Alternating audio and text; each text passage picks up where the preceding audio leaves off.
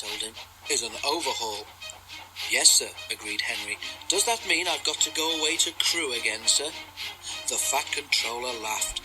Not this time, he said. You won't believe this, Henry, but nowadays the people at crew couldn't do the work you need. Henry stared, and the Fat Controller laughed again. Don't worry, he said. We can do everything at my works. All I have to do is get you there. If James takes the express tomorrow, went on the Fat Controller, we can couple you in front. Do what you can to help, and you can go to the works in style. Henry told James that night. Help me, James snorted. I don't need help. I can pull the express by myself, thank you.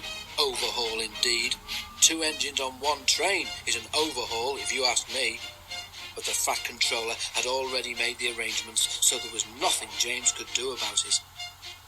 Next morning, James backed onto the coaches in the big station. Henry followed and was coupled in front.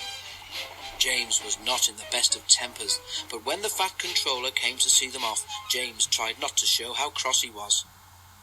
Good luck, Henry, said the Fat Controller. The people at the works know what to do, so you won't be there too long. James and Bear will take turns with the express when Gordon is busy.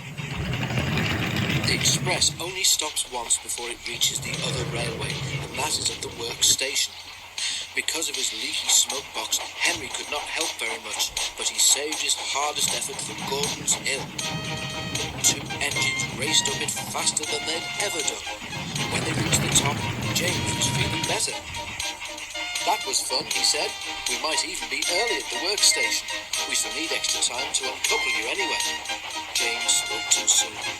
They had just crossed the viaduct when Henry felt something wrong with one of his wheels.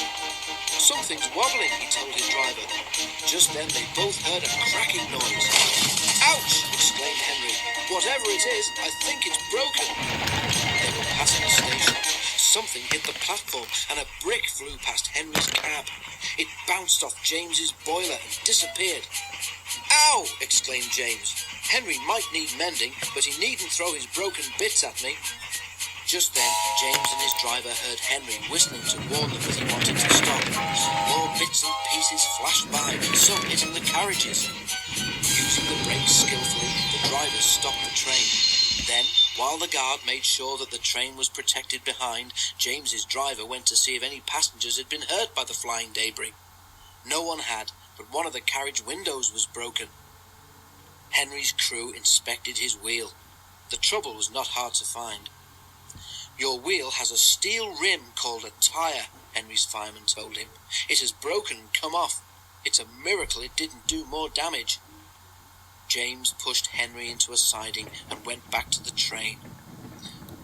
An overhaul, is it? Grinned James as he passed. It sounds as if you need retiring, you poor old thing. He guffawed loudly at his own wit and puffed away.